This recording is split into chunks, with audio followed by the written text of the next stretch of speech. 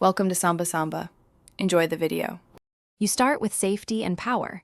Inspect propellers, arms, and motor mounts for damage because structural issues amplify vibration. Once done, insert a fully charged battery and make sure the latch clicks. A loose pack will cut power mid-flight. Power on the remote first, then the drone so they pair predictably, and wait for solid GPS lock and firmware confirmation. This sequence prevents fail-safes and ensures telemetry sync before you take off, critical for predictable controls and safe flight. After a clean power-up, calibrate compass or IMU if required. Do it away from cars, metal fences, or concrete to avoid magnetic interference. Then execute a slow, controlled takeoff. Increase throttle gradually and establish a steady hover at 3 to 5 meters so you can assess flight trim and wind effects. Practice small yaw, pitch, and roll inputs to feel responsiveness. This builds situational awareness.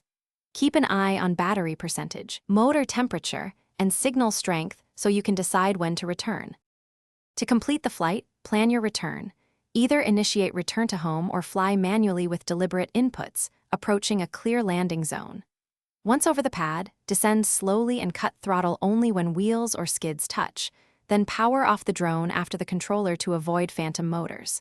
If you lose GPS or see erratic behavior, switch immediately to manual control, reduce altitude, and land.